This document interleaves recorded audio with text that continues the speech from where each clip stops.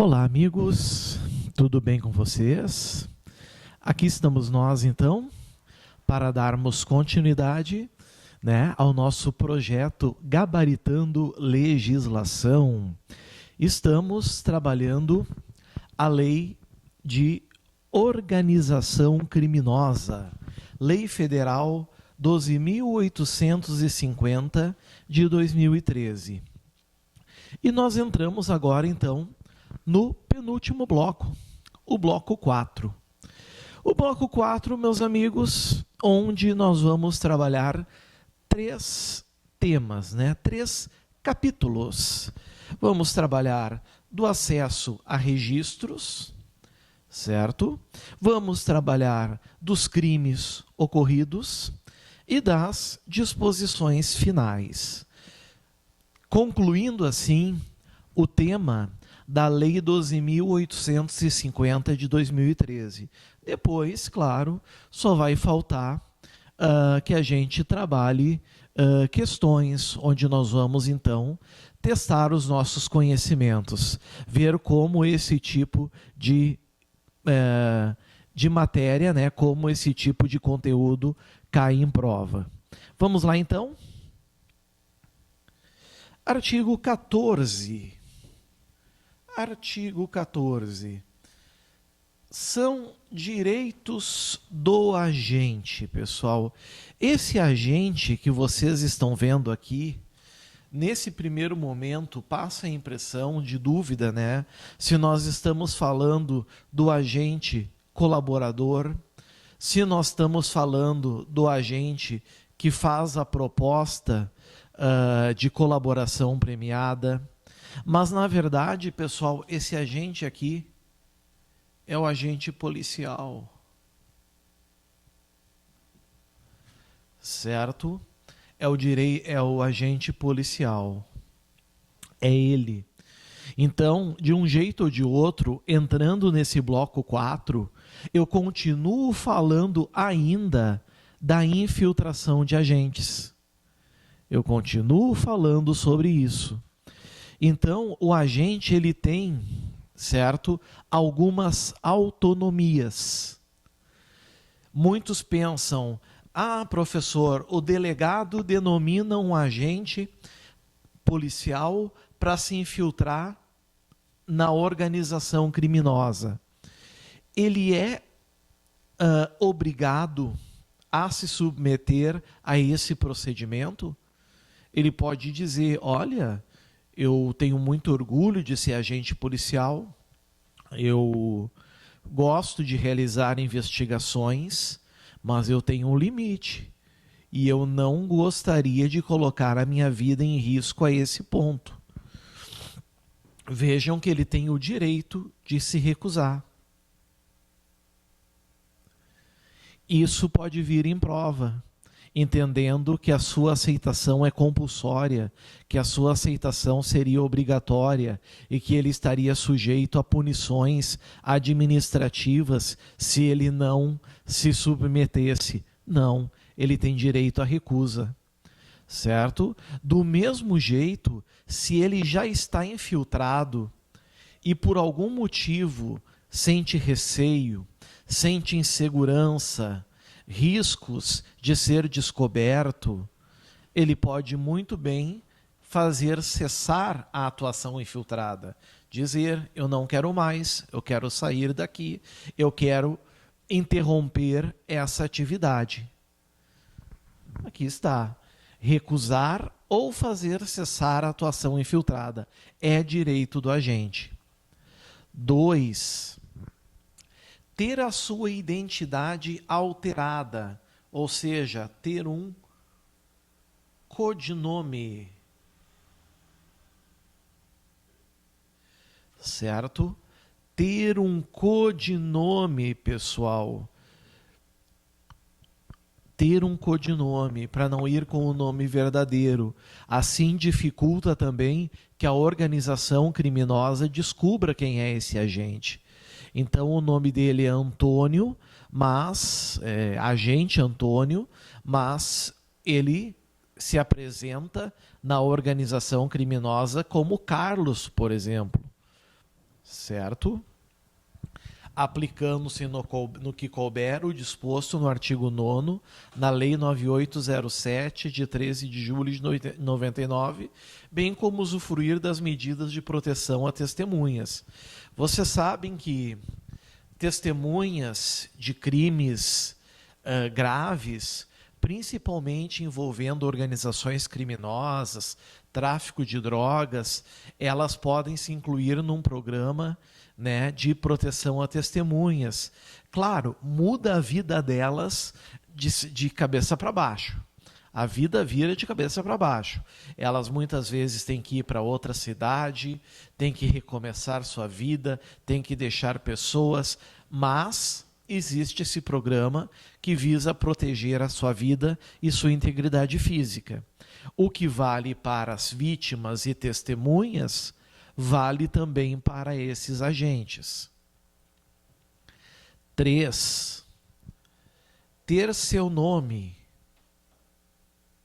sua qualificação, sua imagem, sua voz e demais informações pessoais preservadas durante a investigação e o processo criminal. Ou seja, pessoal, enquanto o inquérito está tramitando, ninguém sabe desse agente. Enquanto o processo criminal está ocorrendo, ninguém sabe desse agente. Mas é como diz aqui, salvo se houver decisão judicial em contrário. Por algum motivo, por alguma razão, o juiz pode dizer: vamos abrir a identidade, certo? Talvez, se perceber que esse sujeito, que esse agente, esteja praticando excessos na atividade de infiltrado. Ok? Nas investigações, percebendo excesso, o juiz pode quebrar esses sigilos. Essas informações que, de regra, vejam vocês, de regra, elas têm que ser preservadas. Certo? 4. Não ter sua identidade revelada, nem ser fotografado ou filmado pelos meios de comunicação, sem sua prévia autorização por escrito. Primeiro, não pode ser verbalmente. Vai vir uma questão em prova dizendo que ele verbalmente consentiu. Captamos um áudio dele verbalizando que consente. Não pode. Segundo, o consentimento tem que ser prévio. Não adianta consentir depois. Recebeu uma recompensa e consentiu. Não pode. Certo? É prévia e é por escrito. Cuidado com esses direitos. Óbvio que esses direitos aqui, pessoal, são exemplificativos. Existem outros direitos, ter sua integridade física preservada, sua saúde preservada, ter todo o apoio das autoridades policiais e por aí vai. De outras leis, certo, que também dão suporte à Lei 12.850. Dando sequência, entramos na seção 4, do acesso a registros, dados cadastrais, documentos e informações. Bom, pessoal, olhem bem o que diz o artigo 15. O delegado de polícia, 1. Autoridade que chefia a polícia. O Ministério Público, instituição, né, MP, terão acesso, independentemente de autorização judicial, apenas aos dados, olha a palavra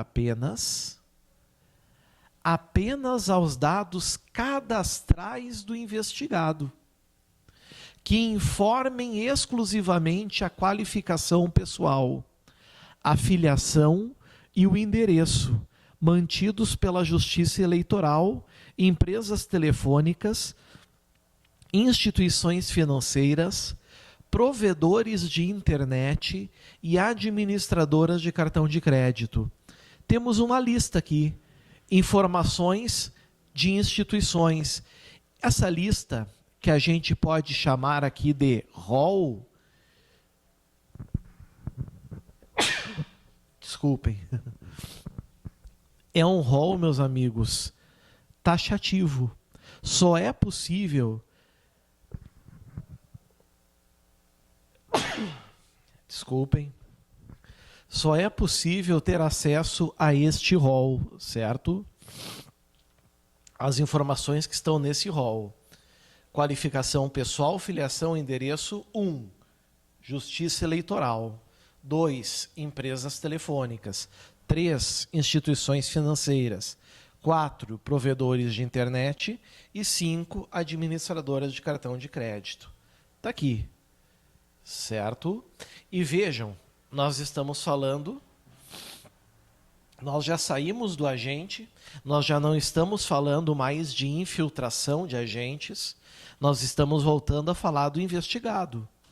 Ou seja, nós estamos falando agora o seguinte, a polícia e o MP, elas precisam investigar, precisam buscar informações do investigado. Vão buscar de onde? A Lei 12.850 diz de onde. Ah, e não pode buscar de outros lugares? Se for relacionado à não organização criminosa, aí que outras leis regulem. Mas para a lei de organização criminosa, para a Lei 12.850 de 2013, somente nessas situações aqui. Certo? Cuidem isso. Artigo 16. As empresas de transporte,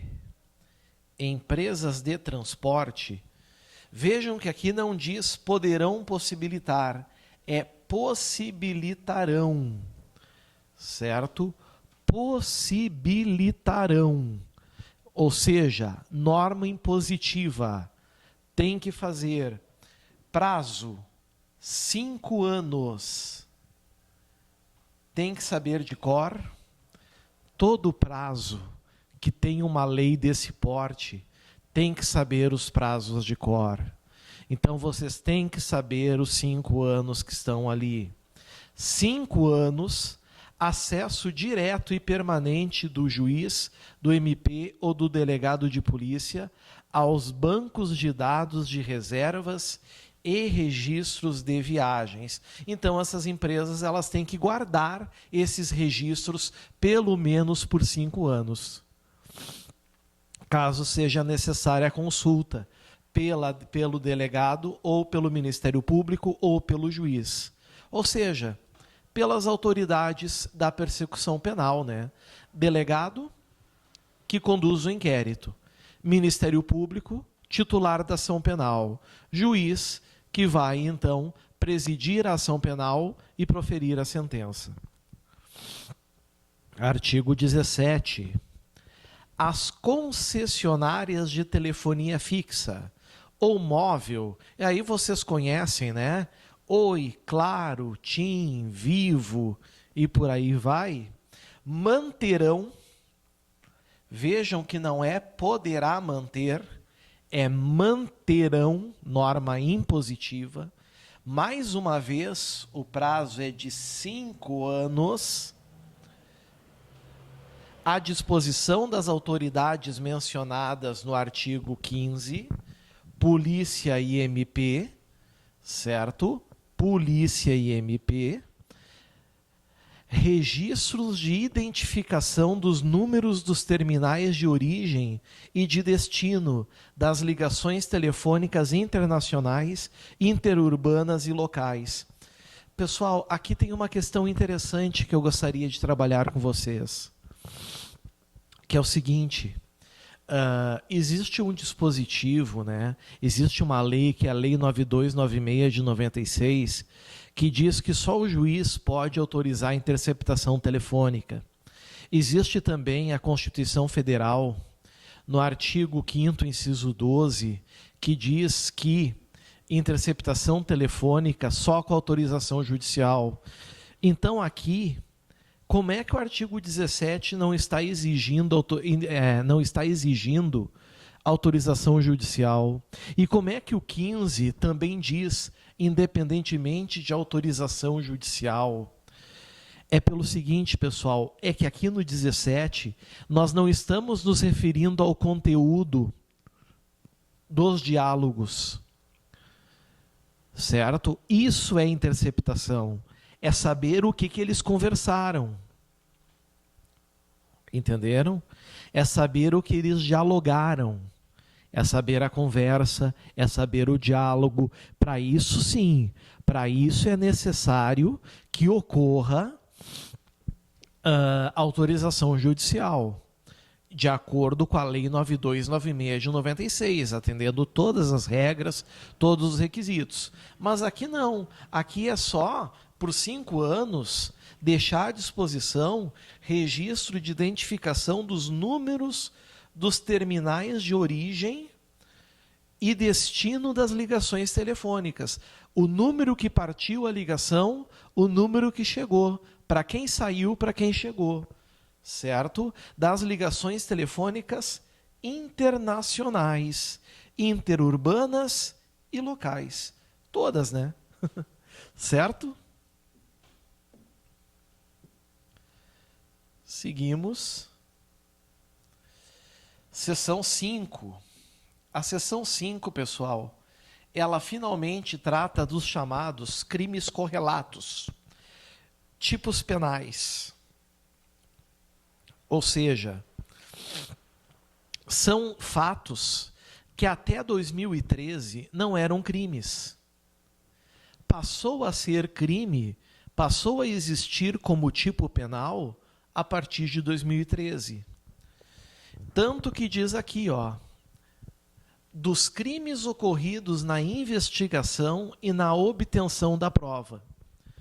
Vocês lembram que a gente deixou bem claro que é proibido fotografar, filmar o colaborador sem a prévia autorização por escrito? De nada adiantava proibir se não tiver consequência para isso, né? É que nem dizer assim, ó, é proibido pisar na grama, mas não tem nenhuma consequência. Então o que adianta proibir? Ninguém vai obedecer. Aqui é a mesma coisa. Agora, ó, revelar a identidade, fotografar, filmar o colaborador sem sua prévia autorização por escrito, nós temos uma pena, primeiro, não é de detenção. Vejam que a pena, meus amigos, é uma pena de reclusão, certo? A pena é de reclusão. Reclusão de 1 a 3 anos e multa. Então, se o juiz condenar o criminoso aqui, e esse crime é um crime comum, ou seja, ele pode ser praticado por qualquer pessoa. Se o sujeito cometer esse crime e for condenado, além da pena privativa de liberdade de 1 a 3 anos, ele ainda sofrerá uma multa, uma pena pecuniária. Ele sofrerá também essa pena pecuniária, sofrerá também essa multa. Então é importante, certo? É importante que a gente cuide isso também, ok? Claro, essa infração é uma infração de médio potencial ofensivo. A pena mínima não ultrapassa 1 ano. Então, o sujeito ele vai ter direito aqui a um benefício, que é o benefício da suspensão condicional do processo. Ou seja, por um período de 2 a 4 anos que o juiz estipular, cumprindo determinadas condições, como o comparecimento mensal em juízo, ele não vai ter mais o processo seguindo adiante. O processo ficou suspenso e vai estar extinta a sua punibilidade. Certo? Artigo 19. Imputar falsamente, ou seja, dizer que alguém é, né, sem ser, sob pretexto de colaboração com a justiça, a prática de infração penal a pessoa que sabe ser inocente. Ou seja, é um tipo de calúnia. Ou revelar informações sobre a estrutura de organização criminosa de que sabem verídicas. Ou seja, é aquele colaborador que inventa história. Ou seja, ele não tem informação, mas ele tenta imputar a alguém, certo? Ou ele tenta criar informações para obter vantagens. Ele diz, olha, eu estou acusando, eu estou então, para obter a colaboração premiada, os benefícios, eu entrego o Caio Tício Mévio. Mas ele sabe que o Caio Tício e Mévio não estão envolvidos com nenhum crime de organização criminosa. Ou então ele diz, não, olha, seguinte, o Tício é o líder da organização, sendo que o Tício é um mero burocrata. Ou seja, ele foge, ele tira a realidade dos fatos. Esse crime, inclusive, é mais grave. A pena continua sendo de reclusão. Aqui está. Aliás, todos os delitos aqui, ocorridos na investigação e na obtenção da prova, até esse momento não. Creio eu que todos mesmo, todos são apenados com reclusão. Então nós temos que cuidar isso, certo? Todos são apenados com reclusão.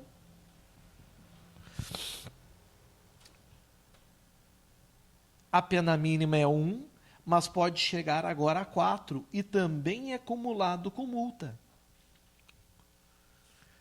Perceberam? Ou seja, se o juiz condenar, aplicar a pena privativa de liberdade, ok? Também será cumulado com multa. Aplica a pena privativa de liberdade e juntamente a multa. Mas o criminoso também poderá se beneficiar com o instituto da suspensão condicional do processo. Artigo 20. Descumprir, certo? Ou seja, existe uma ordem. Essa ordem não é cumprida. Descumprir determinação de sigilo das investigações que envolvam a ação controlada e a infiltração de agentes. Pena, reclusão, mais uma vez, de 1 a 4 anos e multa. Mesma regrinha. Aqui vocês têm que cuidar, pessoal, que o artigo 20, ele já tem mais uma característica de crime próprio. Ou seja, ele demanda uma qualidade especial do sujeito ativo. Por que uma qualidade especial do sujeito ativo? Porque só pode ser praticado por aquelas pessoas que têm que guardar o sigilo das investigações. Certo? Se eu não sou obrigado a guardar o sigilo, eu talvez responda pelo artigo 18. Mas se eu tenho essa obrigação, eu respondo pelo artigo 20. Certo?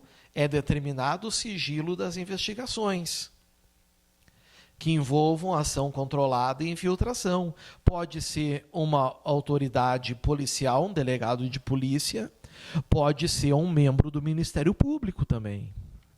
Certo?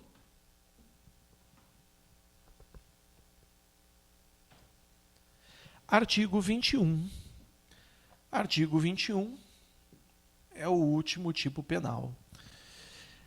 O artigo 21, amigos, ele é um crime omissivo.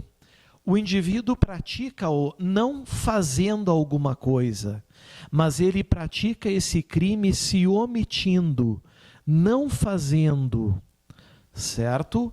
Recusar ou omitir dados cadastrais, registros, documentos e informações requisitadas pelo juiz, MP ou delegado de polícia, no curso de investigação ou do processo. Vocês sabem que existem instituições que têm que guardar esses dados cadastrais, esses registros, esses documentos, essas informações. Requisição é uma ordem. Quem é que pode dar essa ordem? Juiz, MP ou delegado. Qualquer um dos três. Se recusar, certo? Nós vamos ter uma pena. A pena é de, mais uma vez, reclusão, não é de detenção. Só que agora vejam que a pena é de 6 meses a 2 anos, cumulada com multa. Ou seja, é uma infração de menor potencial ofensivo. Ou seja, aqui aplica-se uma lei que nós chamamos de Lei 9.099 de 95. Aqui vai ser feita uma proposta de transação penal. O Ministério Público vai fazer a proposta, paga tantas cestas básicas, a pessoa aceita, está extinta a punibilidade, acabou, não responde por esse crime. Agora, um detalhe importante, esse crime do artigo 21, ele é um crime que não admite tentativa, porque ele é um crime omissivo. Não tem espaço para tentativa. Por quê? Porque ou o indivíduo se recusa a fornecer as informações, ou omite as informações e o crime está consumado, ou entrega as informações, e entregando as informações não há crime. Não há tentativa, esse crime não admite tentativa. Viram que questão interessante? Não admite tentativa. Parágrafo único. Na mesma pena incorre quem, de forma indevida, se apossa, propala, quer dizer o quê? Começa, meus amigos, a dizer para uma terceira pessoa, dá início, divulga, é fazer uma publicação ampla, ou faz uso dos dados cadastrais de que trata essa lei. Mesma coisa, mesma pena, reclusão de 6 meses a 2 anos e multa. Do mesmo jeito, da mesma forma. Certinho? Entramos então agora nas disposições finais. Disposições finais. É o capítulo 3. É onde nós vamos então agora finalmente fechar, vamos encerrar a nossa Lei 12.850 de 2013. Mas eu entendo por bem aqui que a gente faça isso no próximo bloco, certo? Vai ser o nosso bloco 4B. O bloco 4B vai fazer as disposições finais para nós, como a gente tem feito desde o início, não é verdade? Então nós vamos agora tomar um cafezinho, vamos tomar um chazinho, vamos dar uma relaxada e daqui a alguns minutinhos então nós estamos de volta. Certinho? Valeu, pessoal. Até a próxima. Tchau, tchau.